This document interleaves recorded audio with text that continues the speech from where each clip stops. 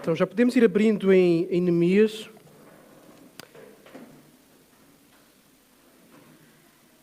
Para quem tem estas Bíblias verdes a quem nós oferecemos que não tem Bíblia, é na página número... Nós hoje iremos continuar o capítulo 5, portanto, iremos para a página 446, tá bom? Mas ainda, antes de lermos o texto, Neemias, podem já deixar aberto, só dar novamente um pouquinho de contexto rápido.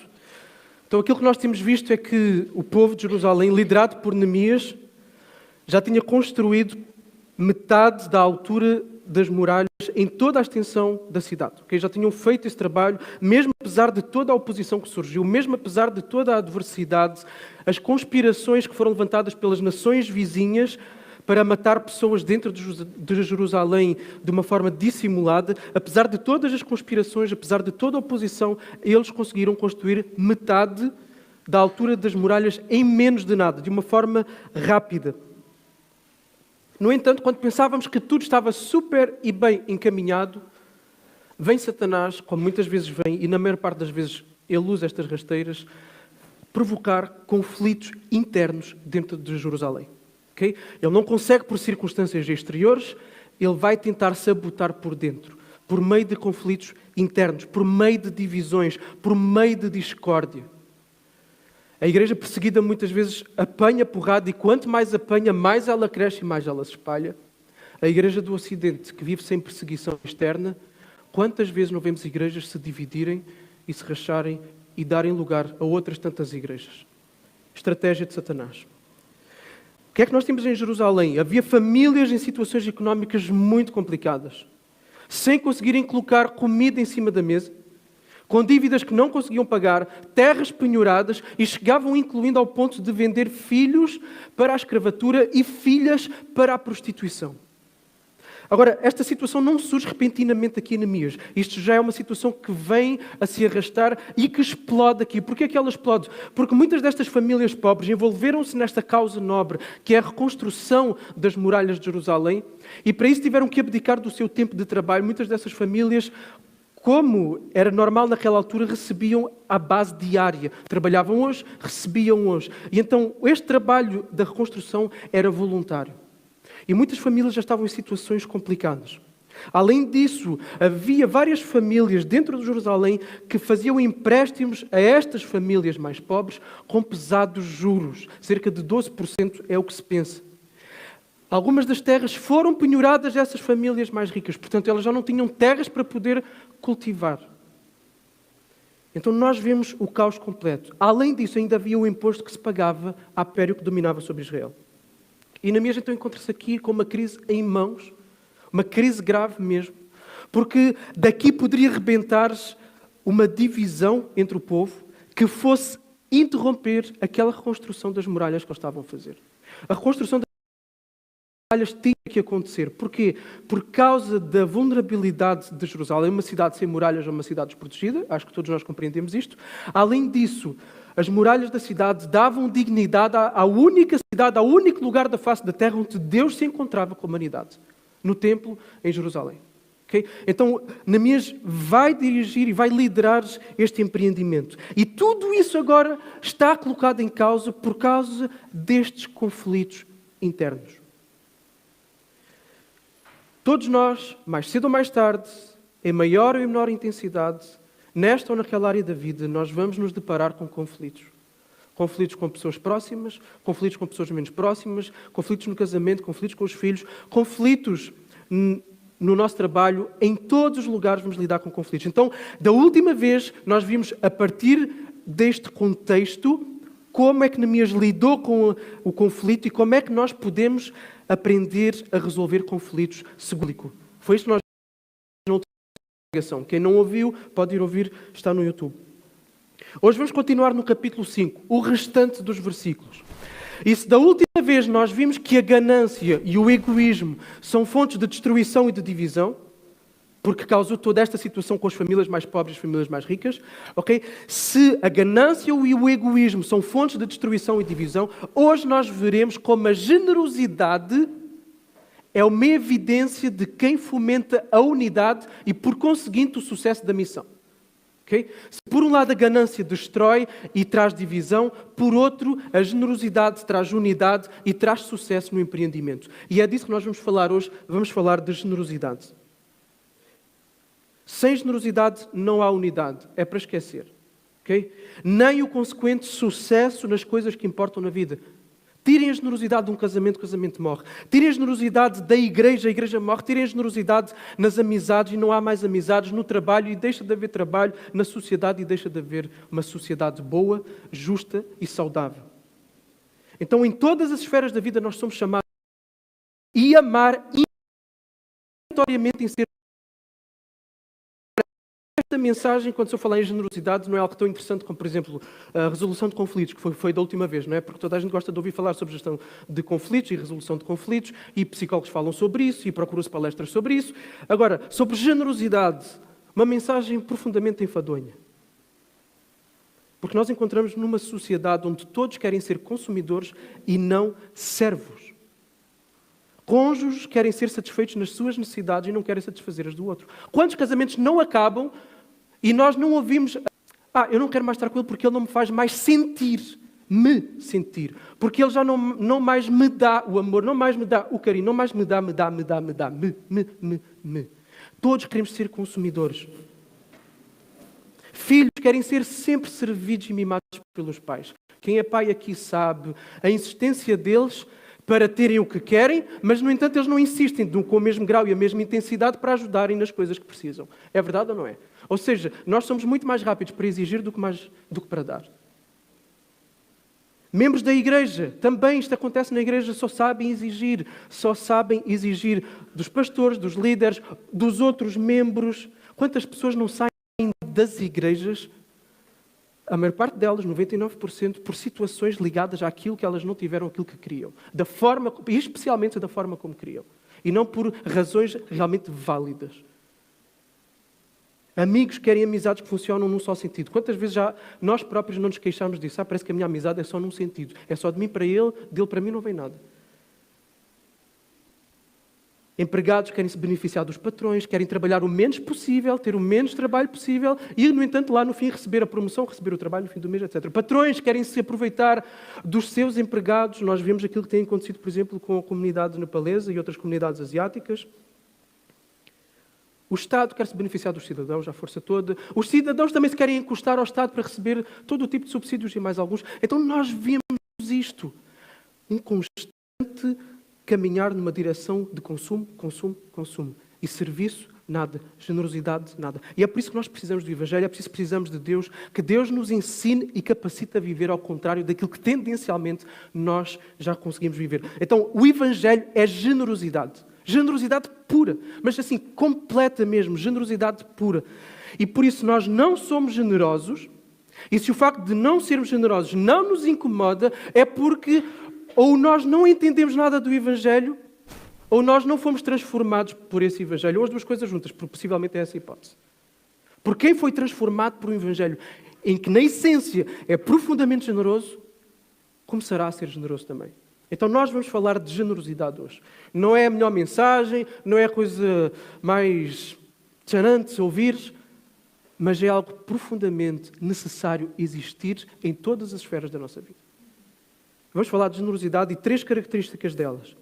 E precisamos que Deus nos ensine a amar com generosidade, tal como Ele ensinou Neemias a ter o mesmo coração que Ele tem. Neemias é um tipo de Jesus em várias coisas. E nisto aqui também. Neemias 5, 14 e 15 para já.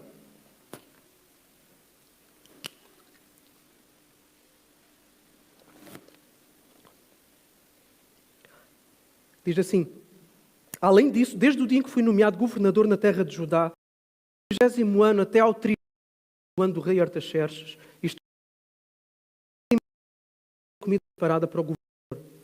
Mas os governadores anteriores oprimiram o povo, tirando-lhe a comida e o vinho, além de 40 ciclos de prata, e até os seus auxiliares dominavam o povo. Mas, por temor a Deus, eu não agi assim. Até aqui. Vamos orar. Jesus, ajuda-nos neste momento, por meio do Teu Espírito, a entendermos o texto e a ouvirmos a Tua voz naquilo que Tu nos queres ensinar a partir deste texto. Hás no nosso meio, produz salvação, capacita-nos em poder para sermos quem nós temos que ser. No nome de Jesus. Amém.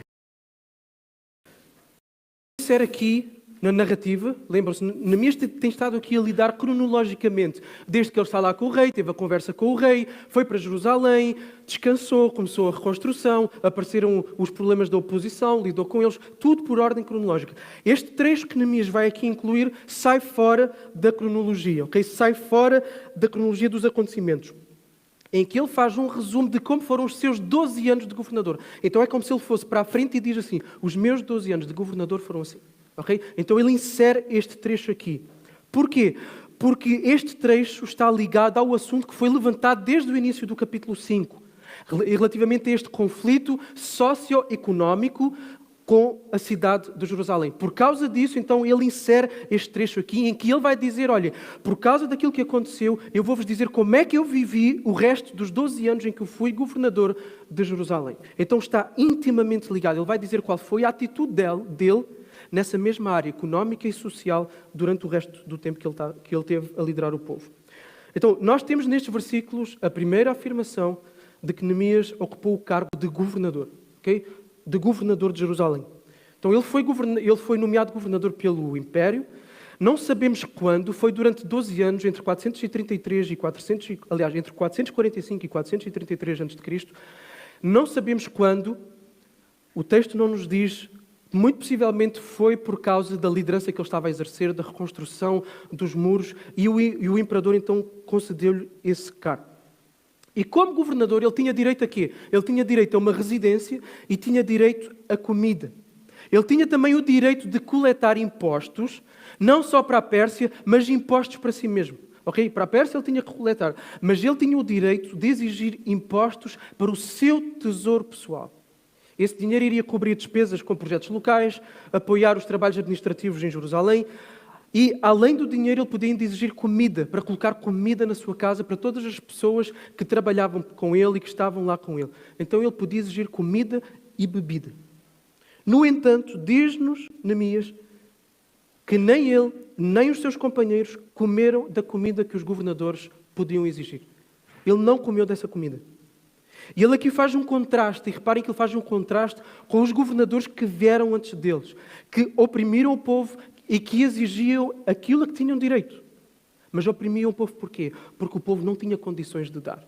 Porque eles tinham o direito de pedir, mas o povo estava a ser esmagado por essas exigências e pelos impostos de 40 moedas de prata. Neemias não exigiu nem os impostos a que ele tinha direito para ele próprio, nem a comida e a bebida para a sua casa. Neemias teve uma atitude totalmente oposta. O que é que Neemias fez? Neemias abriu mão dos direitos que ele tinha. Okay? Neemias abriu mão dos direitos que ele tinha. Neemias diz-nos também o porquê que ele abriu mão dos seus direitos. Ele dá-nos a razão. E a razão é que ele temia a Deus.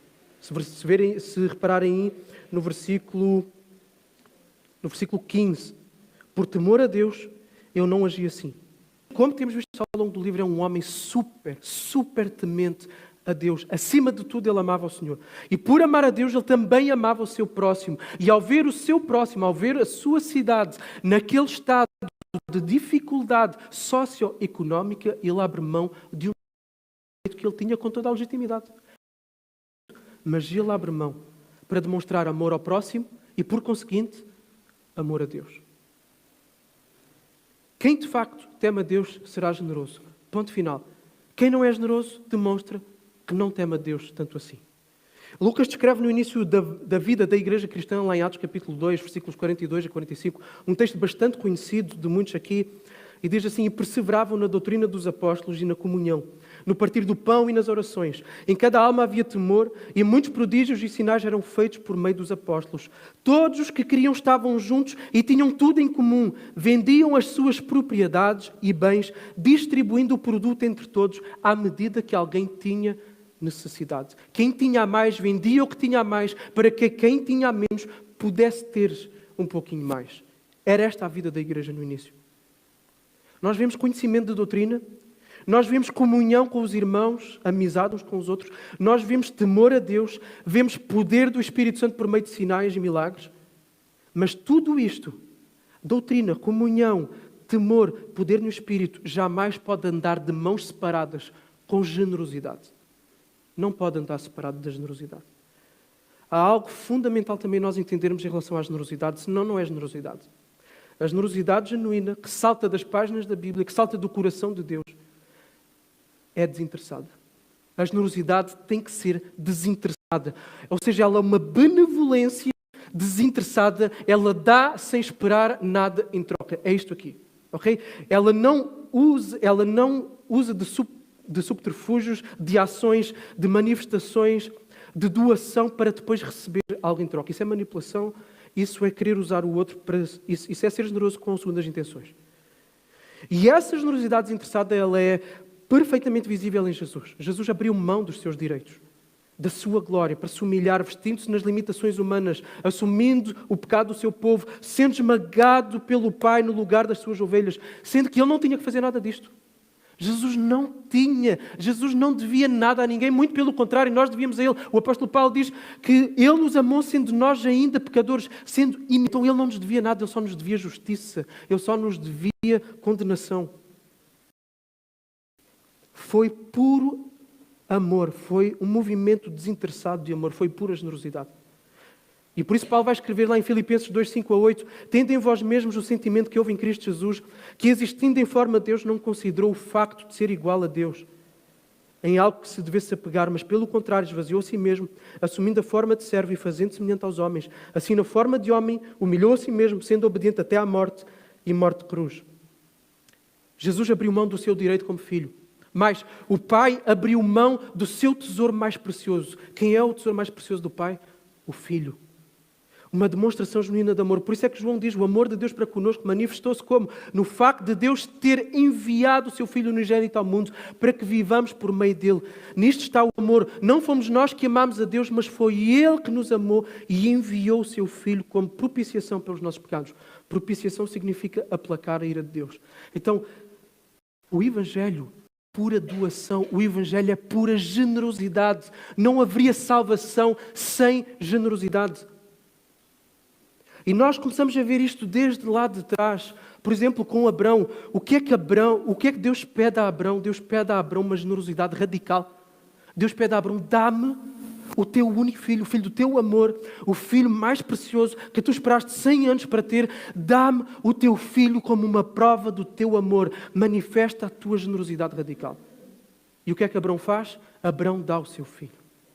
Deus depois intervém, interrompe e diz, tu mostraste que me amas. Quem ama a Deus está disposto a tudo por Deus, pelo facto de Deus ter dado tudo por Ele. Quem tem Deus... Porquê? E percebam isto aqui. Prestem atenção. Quem tem Deus tem tudo o que importa. Tem tudo o que importa. Tem vida, tem paz, tem perdão, tem garantia da vida eterna, tem amor incondicional, tem promessas absolutamente irrevogáveis do favor, da presença de Deus para todo o sempre. E isto são coisas que nada desta vida pode oferecer. Ok? Então quem tem Deus tem tudo isto. E à luz deste tesouro que é insuperável, todas as outras coisas desta vida são o quê? São menores. São incomparavelmente menores. Por isso, quando existe a percepção, o problema é que nós somos cegos nesta percepção. Quando existe a percepção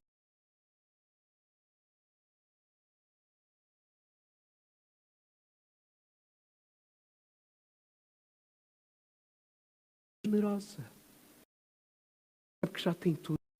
E porque ela vê todas as demais coisas como coisas menores. E ela vai ser capaz de abrir. A ganância é o oposto. A ganância é quando nós vemos todas as demais coisas terrenas desta vida num lugar que não devem ter, numa proporção que não devem ter, e elas ocupam o lugar de Deus. E aí é a idolatria. Uma pessoa gananciosa não consegue ser generosa.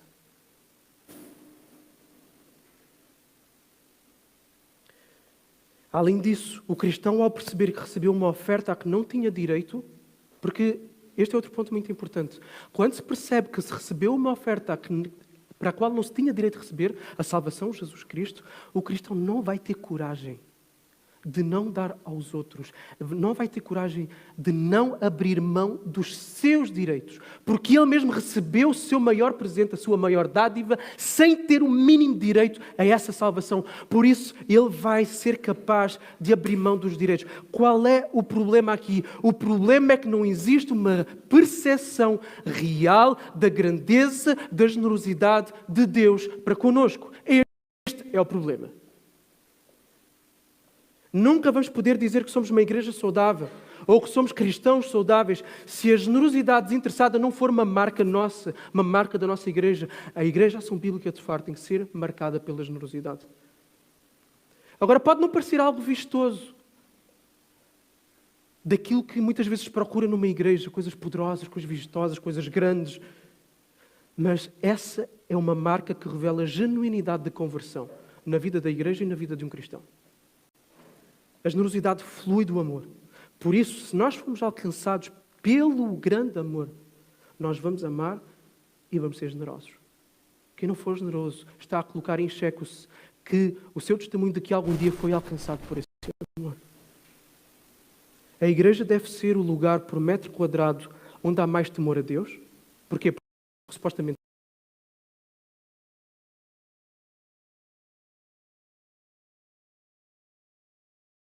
mais generosidade por metro quadrado na face da terra. Agora, nós manifestamos essa generosidade de várias formas. Em todas elas, seja dando dinheiro, seja dando tempo, seja dando atenção, seja dando serviço, terá sempre, meus irmãos, é aqui que a coisa custa, terá sempre que existir abrir mão de direitos. Sempre. O direito de ter mais dinheiro, o direito de ter mais tempo, o direito de ter mais descanso, mais conforto, mais saúde, terá que abrir mão de direitos. O problema está naquele egoísmo ganancioso. Esse é o problema. A ganância rouba-nos a generosidade. E nós vivemos numa sociedade que nos apela muito à ganância, seja nos apelando para o consumismo daquilo que não precisamos, ok? E acho que isto é óbvio, não preciso de prolongar aqui, ou ao vivermos segundo a mentalidade da nossa sociedade de o que importa é que tu seres feliz, o que importa és tu, é se tu estás bem. Quantas vezes nós não ouvimos este tipo de afirmações? Viver um momento, pensa primeiro em ti. Agora, abrir mão de direitos implica exatamente o contrário daquilo que a sociedade nos diz. Abrir mão de direitos implica exatamente em pensarmos não primeiro em nós, mas em primeiro no outro. Por isso é contracorrente, por isso é contracultural. Se Jesus, aliás, tivesse pensado primeiro no seu conforto, ele nunca teria morrido por nós naquela cruz. Se tu ainda não foste alcançado por esta generosidade de Jesus, tens a oportunidade de o ser hoje. Esta manhã, reconhece a tua insuficiência diante de Deus. Reconhece a perfeição de Deus e a tua vulnerabilidade. Reconhece a sua santidade e reconhece o teu pecado. Reconhece o amor perfeito de Deus e a tua indiferença para com Ele e para com as pessoas à tua volta. Deus, por pura generosidade, ofereceu-te o seu tesouro mais precioso. Jesus, por generosidade, ofereceu a sua vida para morrer por ti. Rende a tua vida a Ele nesta manhã. Rende completamente a Ele nesta manhã. Se te lançares a Jesus, se olhares com fé para Ele, se te arrependeres de como tens vivido, deixarás de ser escravo do pecado para seres amado para todo o sempre. Agora, se tu já foste alcançado por este amor generoso, este amor que abriu mão dos seus direitos, então tu tens o Espírito de Jesus em ti, e se tens o Espírito de Jesus em ti, vais começar a te parecer com Jesus. E uma das formas em que vais começar a te parecer com Jesus vai ser na generosidade. Nenhum casamento vai sobreviver sem generosidade. Quem é casado aqui sabe disso. Por exemplo, cada vez que nós perdoamos, nós estamos a abrir mão de um direito. Cada vez que somos chamados a perdoar, estamos a abrir mão de um direito de manter justiça contra a pessoa que falhou para connosco. Então, no casamento, uma das coisas que nós mais somos chamados a fazer no casamento é perdoar. Porque todos nós somos pecadores e dormimos com pecadores. E todos nós muitas vezes revelamos o pior monstro que há em nós junto das pessoas com quem mais convivemos. E as pessoas com quem mais convivemos é o nosso cônjuge. Por isso vamos ser chamados a abrir mão de direitos dentro do nosso casamento. E outras coisas em que somos chamados a ser generosos, mas eu não me vou alongar aqui. Com os filhos também somos chamados a ser generosos, a abdicar de direitos, a abdicar de descanso. Quantos pais não se levantam à meia da noite? a abdicar de tantas coisas pelos filhos. Generosidade. Quem é pai sabe o que isso é. Agora, quanto mais, e custa, tá? Não quer dizer que não custa, mas quanto mais nos vamos afastando desses círculos mais íntimos de relacionamentos, vamos passando para outros níveis em que existe mais exigência para a generosidade.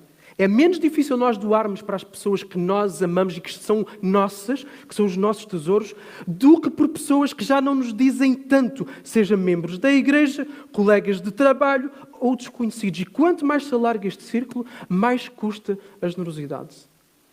Mas quem é que nós éramos para Deus? Seus inimigos.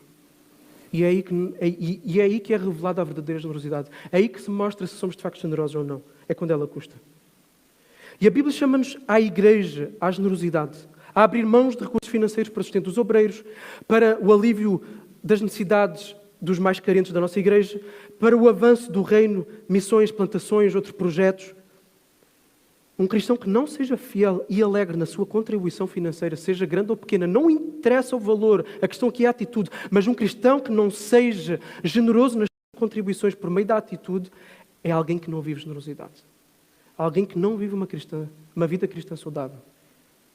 Agora, além de abrir mão de teres mais recursos financeiros para ti, doando, também é chamado a ser generoso com o teu tempo, com o teu descanso, com os teus dons, com os teus talentos. Nós somos chamados a abrir mão do nosso descanso para orarmos uns pelos outros. Por exemplo, na reunião de oração, estamos cansados, chegamos a casa, queremos descansar. Abrir mão do direito de descansar, para ir interceder. Somos chamados a nos envolver nos serviços em que faz falta na estrutura da igreja, ou na vida orgânica da igreja. A vida orgânica é aquela que sai fora do contexto das atividades formais. É aquela das amizades, em que nós telefonamos, em que nós perguntamos, em que nós nos dispomos a ir, em que nós nos ligamos uns aos outros. Visitando, telefonando. Nós somos chamados a abrir mão de sonhos, de objetivos pessoais, de objetivos profissionais ou até de carreira profissional que nos levem para longe da comunhão séria e íntima de uma igreja saudável. Abrir mão de direitos pelo reino. Se tivermos uma igreja composta maioritariamente por pessoas que não são generosas, temos um problema. Vamos deixar de ser igreja. Não haverá quem venha um dia limpar a igreja durante a semana. Imaginem que não há generosidade nas pessoas que vêm limpar a igreja. Não haverá quem venha limpar a igreja. Não haverá quem se levante mais cedo no domingo para ensaiar. Não haverá quem gaste horas da semana para preparar sermões. Não haverá quem sustente financeiramente os pastores para cuidar das pessoas.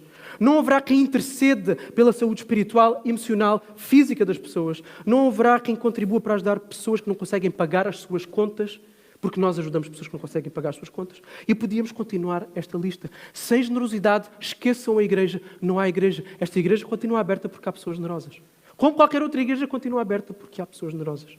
Por isso, se tu não tens sido generoso, em uma destas áreas, seja de dinheiro, de tempo, de recursos, seja do que for, isso significa que outras pessoas vão ser mais exigidas e mais sugadas na sua generosidade para que as coisas possam continuar a acontecer. Então o facto de tu não estares a colocar um fardo em cima de outras pessoas. E se essa falta de generosidade se generalizar, nós vamos ter uma igreja doente que vai acabar por morrer. Então estão a ver, a generosidade não é uma coisa assim tão secundária na vida cristã. Ela é absolutamente fundamental. Já se cada vez mais de nós estivermos prontos a abrir mão dos nossos direitos de forma cada vez maior, nas várias áreas da vida, nós vamos gerar mais vida, vamos gerar uma igreja com vida, vamos gerar unidade na igreja, vamos gerar cuidado mútuo, vamos gerar perdão, vamos gerar evangelismo, vamos gerar testemunho na cidade. Se todos nós aqui decidirmos intencionalmente sermos generosos. Com os teus colegas de trabalho também podes ser chamado a ser generoso, a abrir mão dos teus direitos. Como, por exemplo, sair mais cedo, mas o teu colega ainda não acabou o serviço e tu sabes que se tu ficar ali podes ajudar o teu serviço, mas isso implica em tu sair mais tarde. Mas isso é ser generoso. É abrir mão de um direito que tu tens. Ou de tu não receberes um salário melhor porque ele tem feito um bom trabalho e merece um aumento de salário. E então dizes, não, ele também merece. Vai para ele também. Abrir mão de um direito em favor do outro. Com os teus vizinhos a mesma coisa quando precisam de um favor de qualquer tipo, que implica estares tempo, ouvidos, dinheiro, recursos, enfim, o que for, generosidade. Então, o ponto aqui é, procura perceber em que é que tu tens sido chamado a abdicar de direitos teus em prol de outros. Procura perceber no quê? No teu casamento? Na tua família? Na igreja? No trabalho? na vizinhança ou até mesmo com desconhecidos. Procura perceber. Durante esta semana, para e procura perceber onde é que eu tenho sido chamado a abrir mão de direitos meus. Se não consegues identificar nada, pede a Deus que te mostre. Mas, nós nunca vamos ser generosos se nós nunca nos envolvermos na vida das pessoas, porque nós não vamos saber quais são as necessidades das pessoas. Portanto, envolve-te na vida das pessoas, conhece as pessoas. Todos nós cruzamos mais ou menos com as mesmas pessoas no nosso dia-a-dia, na nossa rotina. Os colegas de trabalho, passamos pelos mesmos vizinhos, enfim, cruzamos com as mesmas, na igreja, cruzamos com as mesmas pessoas. Conecta-te a essas pessoas. Vais perceber necessidades, vais ser chamado a ser generoso. Avancemos. Então, a primeira característica da generosidade é que a generosidade abre mão dos seus direitos. Segunda característica. Vamos ver no versículo 16. Ao contrário, eu prossegui na construção deste muro e não comprámos nenhum pedaço de terra. Todos os meus auxiliares se juntaram ali para o trabalho. Então, Neemias está aqui a dizer-nos qual era o seu foco. O seu foco era a construção do muro. Neemias estava em Jerusalém com uma missão, esta era a missão, ponto final, parágrafo. Ou seja, ele não estava ali para enriquecer, para comprar terras, para trabalhar nas terras, para ganhar mais dinheiro, para ter impostos dos outros. Não, Neemias estava ali com uma missão, ele deixou o seu lugar e o seu cargo na corte do Império Persa para servir a cidade de Jerusalém na construção dos muros. Ele abriu mão de uma vida de maior riqueza porque ele quis manter o foco na missão. Como governador, recebendo os impostos que podia exigir do povo para si mesmo, Neemias podia ter comprado terras, mas ele não o fez. Comprar terras não é só comprar terras. Comprar terras implicaria em ele pegar nos seus recursos humanos, nas pessoas, e ainda que ele não tivesse as pessoas, para colocá-las a trabalhar sobre as terras. E todas as pessoas naquele momento, naquela fase da vida de Jerusalém, estavam envolvidas no quê? Na construção dos muros. Ou seja, comprar terras significaria dispersar o foco e o esforço do trabalho. Para tudo há boas e há más motivações. Para tudo na vida. Para tudo na vida há boas e há más motivações. Para a produtividade, igualmente, pode haver uma motivação gananciosa ou uma motivação generosa. E isto aqui é muito importante.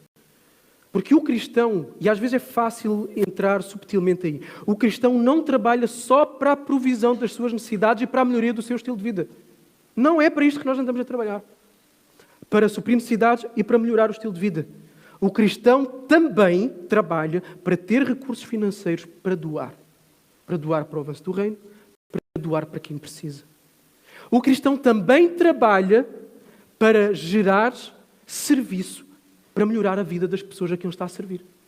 Seja sendo uma pessoa que está na caixa do supermercado, servindo a comunidade da sua cidade da melhor forma, sendo a melhor pessoa que atende na caixa do supermercado. Seja sendo um polícia, seja sendo um enfermeiro, seja sendo um professor, seja o que for, o cristão trabalha para proporcionar o bem e melhorar a vida das pessoas na sua cidade. Ainda que esteja no trabalho que não é a sua vocação. Okay? O João não escolheria estar a tirar malas dos aviões. Mas o João vai ser o melhor tirador, juntamente com o Lucas, vão ser os melhores tiradores de malas dos aviões. O cristão tem uma missão, glorificar a Deus. Adorar a Deus, ok? Glorificar e adorar a Deus. Mas fazer isso em conjunto com outros e chamar os que ainda não fazem isso para que o façam também, que glorifiquem e que adorem a Deus. E tudo nesta vida deve estar subordinado a esse grande alvo, ok? Tudo na vida deve girar em torno disso. O cristão vai glorificar e adorar a Deus na medida em que ele amar a Deus e que ele amar o próximo, por isso a sua vida deve ser uma vida de dedicação abnegada a Deus e aos outros. Portanto, a questão toda aqui reside, e presta atenção aqui, a questão toda aqui reside no foco do amor e no consequente esforço desse foco. Ou é virado para si mesmo, ou é para Deus e para os outros. E nesse sentido Jesus disse, não ajunteis tesouros na terra, onde traça e ferrugem os consomem, e os ladrões invadem e roubam, mas juntem tesouros no céu, onde nem traça nem ferrugem os consomem, e os ladrões não invadem nem roubam. Mateus 6. Ou seja, o foco deve estar nas coisas que de facto importam na vida em primeiro lugar. Nas permanentes, naquelas que ficam, nas eternas, não nas passageiras. E Lucas, quando relata este mesmo versículo de Jesus, ele coloca no contexto da doação de esmolas. Acumular para os outros, é o que Lucas está a dizer, que é o que Deus está a dizer, acumular para os outros é acumular no céu. É acumular amor. É acumular generosidade. Ser generoso é acumular tesouros no céu.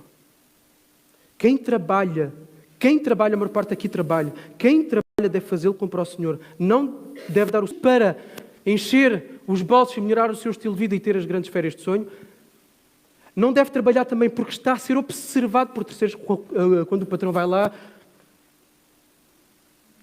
Mas como para o Senhor. Porquê? Porque o objetivo dele é maior. O objetivo dele é ter recursos, sim, para sustentar a sua família, para doar para o avanço do reino, na sua igreja local, nas plantações, o que for, para aliviar o sofrimento de outros que têm menos e para, por meio do seu trabalho, proporcionar uma vida melhor na sua cidade. Este é o foco, este é o avanço do reino. Assim, quem é generoso no trabalho, é focado no trabalho, procura dar o seu melhor nas suas responsabilidades todas. Não só no trabalho, mas nas suas responsabilidades familiares, nas suas responsabilidades da igreja. Não se dispersa com o secundário, não se dispersa com aquilo que vem tirar o foco. Ele mantém-se produtivo naquilo que importa e com a motivação que importa, para servir a sua família, a sua igreja, a sua cidade. Então, tu e eu seremos generosos na medida em que formos focados e esforçados no melhorar a vida de quem está à nossa volta. Vamos ser generosos aí. Nunca poderemos ser adjetivados e tidos como generosos se não formos intencionais e esforçados nas nossas responsabilidades como maridos, como esposas, como pais, como mães, como filhos, como filhas, como membros da igreja, como como trabalhadores, como voluntários, onde o nosso alvo é investirmos naquilo que importa. O que é que importa? Construir e proteger. Nestas 3 esferas. Família, igreja e cidade. Já vimos isto, esta é uma pregação passada. A verdade é que existem linhas subtis aqui que podem ser cruzadas. Fronteiras ultrapassadas na questão da motivação. E a motivação em bom português, é lixada, porque ela nos coloca em lugares, quando nós abrimos os olhos, já lá estamos. Okay? Então, as motivações pelas quais nos esforçamos e nos dedicamos a trabalhar nas nossas responsabilidades precisam de ser muito monitorizadas por nós, analisadas por nós. Podemos nos dedicar a fazer as coisas com excelência e abnegação, mas visando mais dinheiro, maior reputação, subir no estilo de carreira, ter melhores férias. E atenção, isso não é errado. O problema é quando isso é feito em detrimento daquilo que de facto importa, que é aquilo tudo que eu disse até aqui. Por isso, analisa as tuas motivações naquilo no qual tu tens te esforçado. E se não tens te esforçado, pior ainda. Okay? Ser generoso, dando o esforço nas tuas responsabilidades. O meu dinheiro não é meu, o teu dinheiro não é teu. Nós temos que compreender isto. O nosso dinheiro não é nosso, é Deus quem nos dá. Deus nos dá o ar nas narinas, o pulsar do coração para continuar a ter trabalho. Deus é quem abriu a porta de trabalho onde tu estás. Deus é que tem feito prosperar a tua empresa ou a tua carreira profissional. Deus tem feito tudo. Então o dinheiro que tu tens não é teu. Deus dá-me a mim para eu ter o suficiente para mim e para a minha família, mas Deus também me dá para eu contribuir para o avanço da missão e para ajudar quem está em necessidade. Mas jamais, o meu tempo de descanso não é só meu também. O meu tempo de descanso é para eu proporcionar descanso a quem nesta vida apanha pancada e precisa de descanso também, de refrigério. Deus dá tempo de descanso e coisas boas para desfrutar com legitimidade, mas aqui está outra vez a questão do abrir mão de direitos. Muitas vezes vamos ter que abrir mão do nosso descanso, do nosso lazer, para proporcionar descanso da alma a quem está à nossa volta.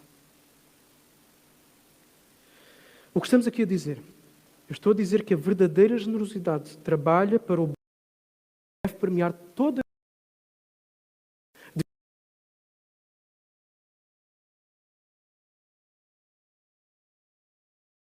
qualquer que seja a ação em que nós empreendemos esforço, seja desde as tarefas domésticas, sim, porque aí também somos chamados a ser generosos nas tarefas domésticas, seja nas tarefas profissionais ou nas tarefas do ministério da igreja, tudo deve visar o bem do outro, de forma direta ou indireta, mas tudo deve visar o bem do outro.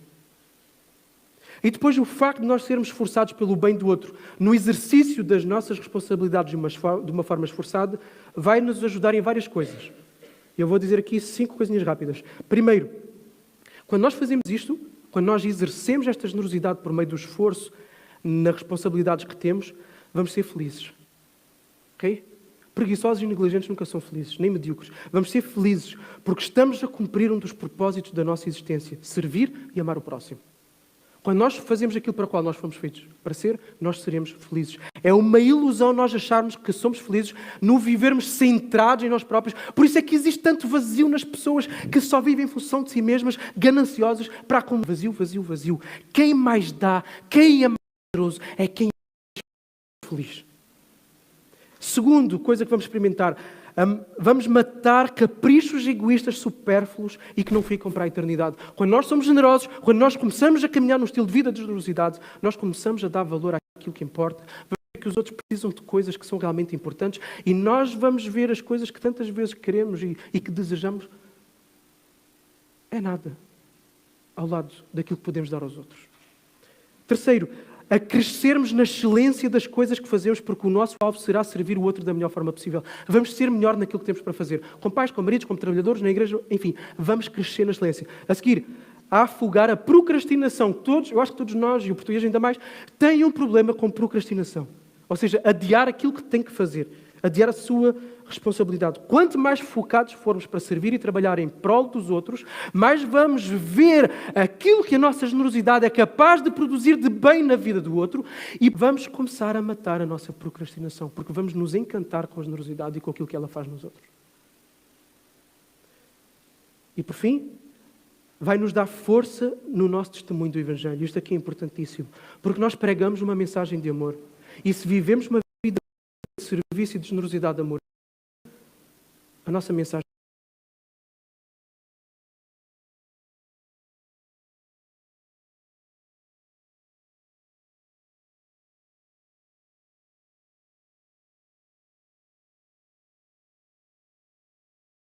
ali com de manhã. Porquê? Porque ali de manhã vais ler a Bíblia, vais estudar a palavra, vais orar. E na oração que tiveres com Deus, passa a tua vais ter naquele dia. O que vais fazer é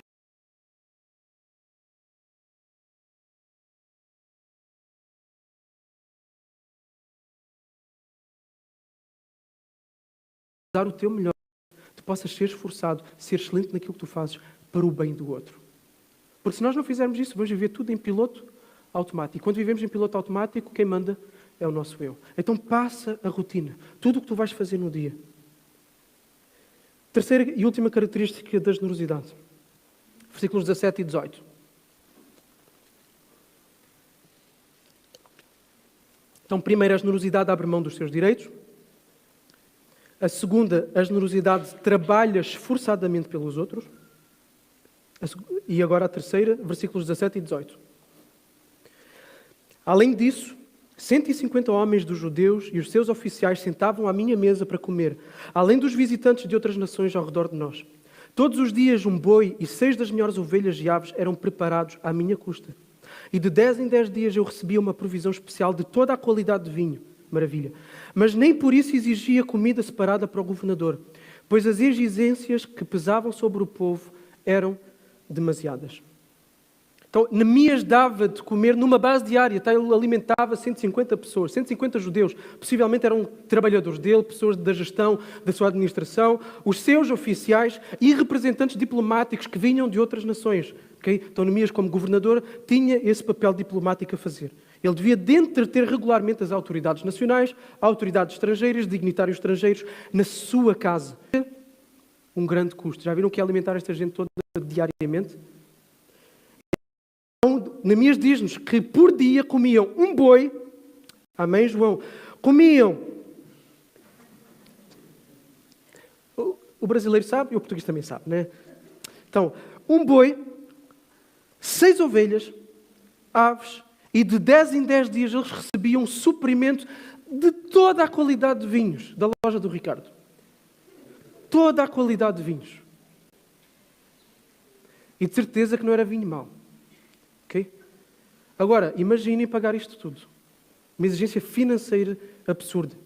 Então, como governador, Neemias tinha de ser hospitaleiro, receber várias pessoas, mas ele podia exercer essa hospitalidade às custas do povo. E ele tinha esse direito absolutamente legítimo de cobrar impostos para o seu tesouro pessoal, para cobrir estas despesas, que também têm a ver com o seu trabalho, naturalmente, mas ele abriu mão disso e ele custeou tudo isto aqui. Aquelas pessoas todas comiam isto e eram recebidas em hospitalidade por causa dos recursos, dos próprios recursos pessoais de Neemias. A partir do salário dele e não de impostos extra, Neemias abriu mão, mais uma vez, de um direito e exerceu hospitalidade generosa. Hospitalidade generosa. Não foi porque não iria cobrar impostos que por isso ele iria exercer uma hospitalidade medíocre. Pronto, eu não vou cobrar impostos, vamos reduzir aqui nos custos, em vez de comermos boi, vamos comer aqui uns peitinhos de frango todos os dias. Okay? Não. Ele não abriu mão de uma hospitalidade generosa lá porque ele não ia cobrar os impostos dos seus recursos, ele foi generoso para poder ser hospitaleiro. O povo que ama a Deus é um povo hospitaleiro. Ponto final. Esta é a terceira marca da generosidade. A generosidade é hospitaleira. Quem era estrangeiro nesta vida, andando de forma errante, e foi acolhido pelo Pai, nos braços do Pai, não conseguirá não ser hospitaleiro e abraçar no seu lar e na sua vida quem anda errante nesta vida também. Quem sabe que era errante nesta vida e foi abraçado pelo Pai, vai abraçar outros que andam errantes por esta vida.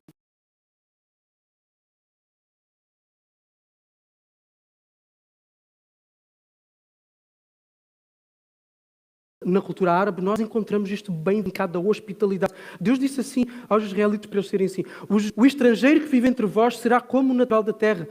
Ou seja, o estrangeiro que está no vosso meio tem que ser como um de vocês. Vocês virem-se, façam o que quiserem, mas eles têm que ser iguaizinhos a vós. E diz mais: deveis amá-lo como a vós mesmos. Porquê? Porque vocês foram estrangeiros na terra do Egito. Eu sou o Senhor, vosso Deus. E vejam o princípio para a hospitalidade. O princípio para a hospitalidade ele é teológico. Vocês foram estrangeiros na terra do Egito. O dever da hospitalidade tem base teológica. Devemos acolher os outros porque Deus nos acolheu. Ponto final, não há volta a dar. Não há obstáculos, objeções que possamos levantar. Por isso nós vamos encontrar este mandamento várias vezes repetido no Novo Testamento. Hebreus 13:2, não se esqueçam da hospitalidade, pois fazendo isso, mesmo sem saber, alguns hospedaram anjos. 1 Pedro 4:9. Por exemplo, lembram-se, Abraão hospedou anjos que chegaram. Okay? Não sabia. Sejam hospitaleiros, 1 Pedro, sejam hospitaleiros uns para com os outros, sem vos queixarem. Já vamos falar disto. Romanos 12:13. Socorram os santos nas suas necessidades, procurem ser hospitaleiros. Agora, hospitalidade, implica em receber aonde? Em casa. Hospitalidade implica receber em casa, mas vai mais longe do que receber em casa. É acolher quem sincera, proporcionar momentos que abram espaço para a pessoa abrir a sua vida e sentir a sua alma acolhida pela nossa. Isto é hospitalidade. Para que a pessoa possa falar, possa partilhar fardos, para que possa desenvolver uma amizade e possível provisão de necessidades de quem se recebe. E à luz de Hebreus 13:2, a prática da hospitalidade vai além. Isto aqui é muito importante para todos nós. Tá? E aqui é que faz a diferença entre generosidade e ganância. Porque a hospitalidade vai além da escolha dos nossos melhores amigos e das pessoas que mais gostamos para ir à nossa casa. Porque isso é pensarmos em nós e num momento prazeroso que vamos ter com as pessoas que nós já amamos. Okay? A hospitalidade verdadeira e generosa implica em nós recebermos na nossa casa quem precisa, mesmo sendo aqueles que nós não temos uma ligação, uma empatia tão grande. Porque é o que este texto de Hebreus nos diz. Porque alguns acolheram, mesmo sem saberem, anjos. Então eram pessoas que eles não conheciam praticamente, que foram à casa deles. E Pedro vai dizer, olha, muito cuidado aí, porque eu sei que a vossa tendência é receber quem vocês gostam, todos nós somos assim. Portanto, exerçam a vossa hospitalidade como deve de ser, recebendo quem precisa, sem queixas, sem reclamação.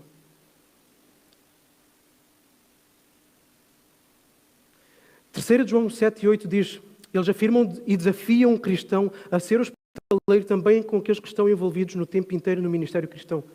Cada vez que um cristão compartilha a sua casa e a sua hospitalidade, o seu amor, o seu abraço com quem está envolvido na obra, está a juntar-se a essa obra também. E quem está na obra precisa ser acolhido pelas pessoas da sua igreja. Estou-me a autoconvidar, podem receber. A hospitalidade deve ser de tal modo uma marca de cada seguidor de Jesus que Deus a colocou como um dos requisitos para que alguém possa assumir o ofício pastoral ou diaconal. Todo pastor, todo diácono, só se torna um dia pastor e diácono se for visível para toda a gente que a família é hospitaleira. Desta forma, da forma bíblica. Para quê? Para que as pessoas possam ir, possam ser acolhidas. Porque o que é um pastor e o que é um diácono, se não um servo da igreja que deve amar e acolher as pessoas na sua alma? Então, se ele não receber pessoas em casa, nunca vai poder acolher pessoas na sua alma. Por isso tem que ser alguém assim. Por isso, todos na igreja devem ser hospitaleiros. É na hospitalidade também há amigos não crentes. Ok? Na hospitalidade há amigos não crentes que momentos para partilhar o Evangelho vão surgir. Ok? O evangelismo acontece principalmente por meio de relacionamentos e não de evangelismo em massa ou pregação na rua ou o que for. A principal forma, não quer dizer que não aconteça, mas a principal forma é por meio de relacionamentos. E a melhor forma de abrir um relacionamento sincero, onde os contextos surgem de forma natural, é à mesa. É na amizade que surge na mesa. O serviço amoroso e generoso da hospitalidade dará força à partilha do Evangelho junto de quem não crê. Uma das coisas que nós temos trabalhado aqui na igreja de forma mais intensa é a hospitalidade. Temos falado várias vezes. Queremos que a nossa igreja seja hospitaleira, desde que entra aqui por esta porta, que seja bem recebida, que seja acolhida, bem acolhida, que não saia daqui sem ninguém falar com ela, seja para os próprios membros da igreja. Nós queremos que todos sejam acolhidos na sua vida de uma forma integral, por bondade, compaixão, interesse genuíno, tudo. Nós nunca seremos uma igreja generosa se não formos uma igreja hospitaleira. Hospitalidade é o quê? Hospitalidade é nós movermos-nos, e presta atenção aqui, hospitalidade é nós movermos-nos em direção ao outro para trazer o outro para a nossa vida.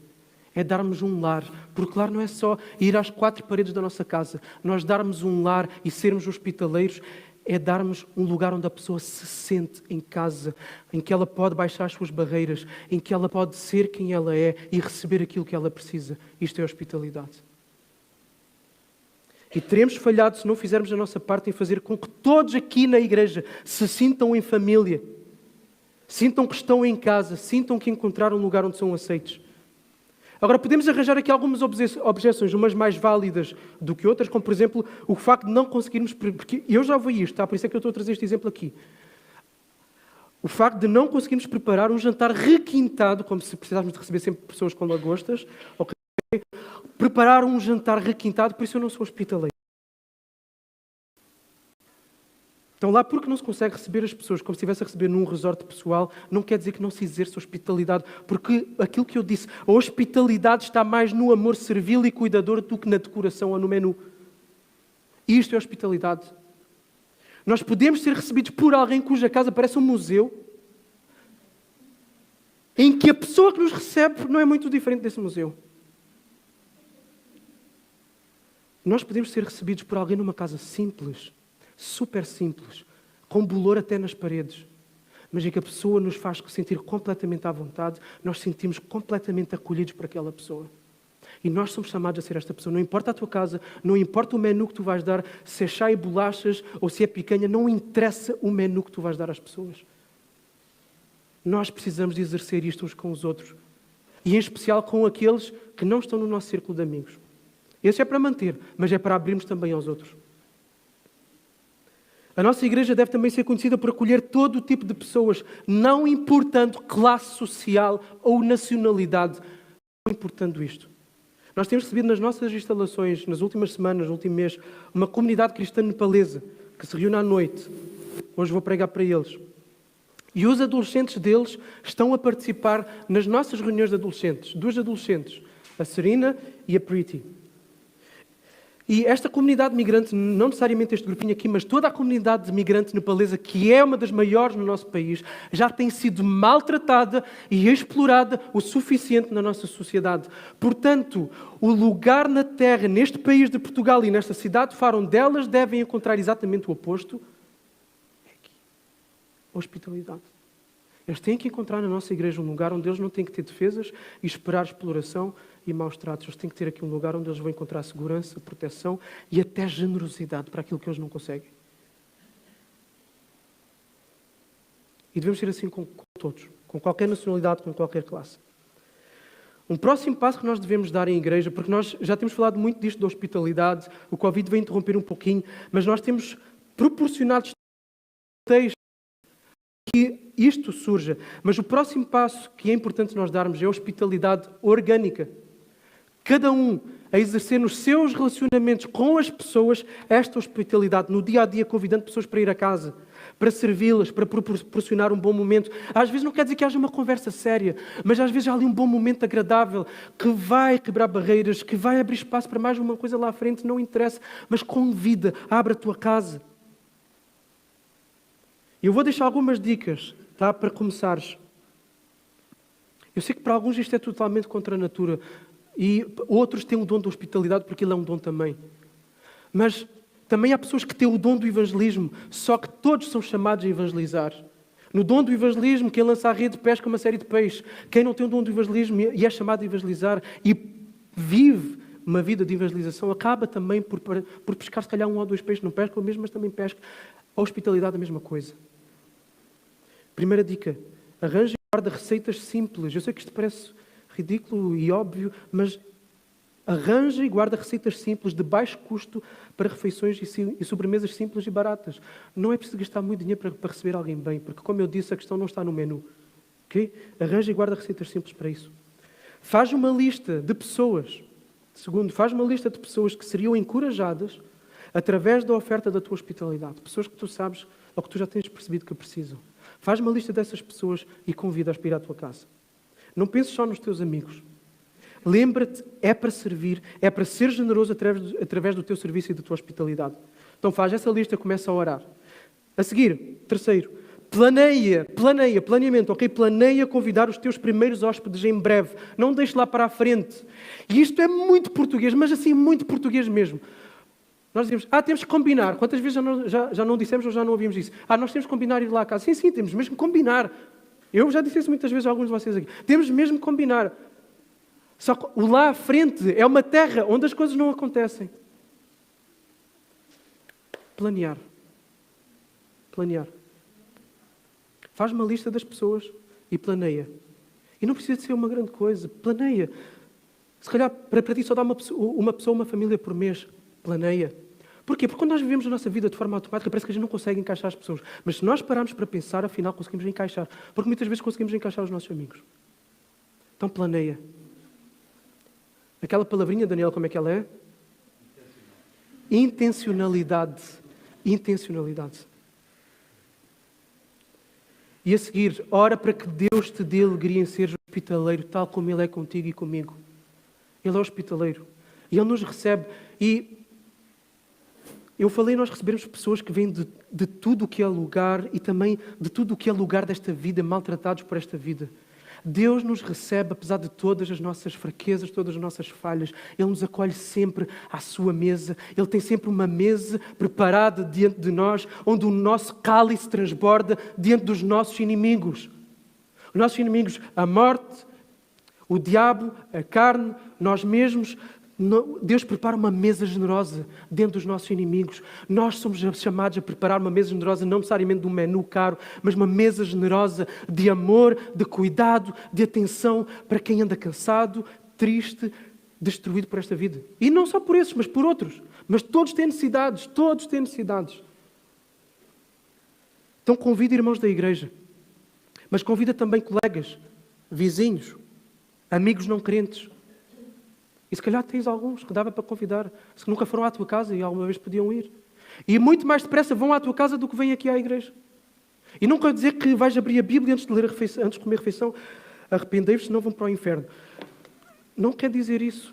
Mas é criar uma ligação de amizade, onde há serviço, onde há amor, onde há aquilo tudo que eu já falei. Mas comecem a convidar e vão ver coisas bonitas a acontecer. Isso eu vos garanto. Agora isto implica o quê? Primeiro ponto da generosidade, abrir mão de direitos. Abrir mão de uma noite, abrir mão do cansaço, abrir mão de tempo, abrir mão de dinheiro, implica tudo isso. Mas sem isso não há generosidade, e se não há generosidade na nossa vida, mal de nós. Mal do nosso testemunho, mal da nossa gratidão a Deus que foi e é tão generoso connosco. Nos dá muito além daquilo que imaginamos, pensamos. Vamos concluir, para acabar e fechar. Neemias termina com uma oração importante para nós considerarmos, versículo 19. Lembra-te de mim para o meu bem, ó meu Deus, e de tudo quanto tenho feito a favor deste povo. Neemias vai fazer esta oração várias vezes. Lembra-te de mim, por causa daquilo que eu tenho feito. Isto parece uma oração arrogante, do tipo, eu tenho feito coisas boas, por isso Deus lembra-te de mim, como se fosse uma moeda de troca. Mas não é. O que Neemias tem feito e a forma como ele tem vivido é para a glória de Deus e é para o bem do seu povo, do povo de Jerusalém. Por isso ele pede a bênção de Deus para aquilo que ele está a fazer, para o sucesso e a prosperidade do seu empreendimento.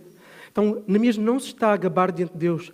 Neemias está a dizer, Deus, derrama a tua bênção na minha vida, naquilo que eu estou a fazer e na minha vida também. Tu vês que eu tenho sido esforçado. Eu sei que é por tua capacitação. Eu sei que eu tenho fraquezas. Mas Deus, eu tenho-me entregue a isto aqui. Que a tua bênção, que a tua presença bondosa, favorável, venha sobre mim. Neemias está a pedir o sorriso do Pai. É isto, Neemias. O pastor Rafael tem falado muito sobre isto, da questão do Pai. Neemias está a pedir o sorriso do Pai. Olha, Pai, eu tenho feito aquilo que tu tens pedido. Sorri para mim. Qual é o filho pequenino que fez uma coisa, ainda que não seja a melhor coisa feita, e não quer o sorriso do seu Pai? É isto que Neemias está aqui a querer. Deus, sorri para mim. Deus, dá-me o teu favor, dá-me a tua bênção. Eu tenho sido generoso. Eu tenho aberto mão dos meus direitos por este povo, porque aquilo que eu quero é apenas te agradar e receber o teu sorriso. O cristão não é salvo ou justificado pelas obras, não é isto que está aqui. É pela pessoa de Jesus, só para aquilo que Jesus fez. No entanto, as obras do cristão vão ser alvo do elogio de Jesus. Serve bom e fiel, sobre o muito foste fiel, sobre o pouco foste fiel, sobre o muito colocarei. A Bíblia fala-nos de galardões, de recompensas, das coroas. Ao abrir mão das recompensas terrestres, o cristão olha para onde? Deus manda olhar para onde? Para as recompensas celestiais, para os tesouros celestiais. E é esta a oração de Neemias. Deus, eu estou a olhar para as recompensas celestiais, que são aquelas que importam. Lembra-te de mim.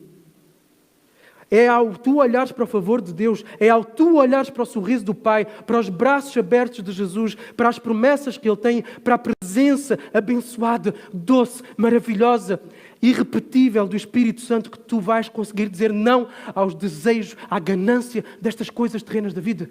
É olhando para essas promessas, é olhando para o Pai, para o amor dEle, que tu vais conseguir abrir mão dos teus direitos, que tu vais servir sacrificialmente, que tu vais te dedicar, que tu vais te cansar, que tu vais esfolar, que tu vais cansar a tua alma pelo bem do outro, para acolher o outro na tua vida e na tua casa, para dar ao outro, para ser generoso.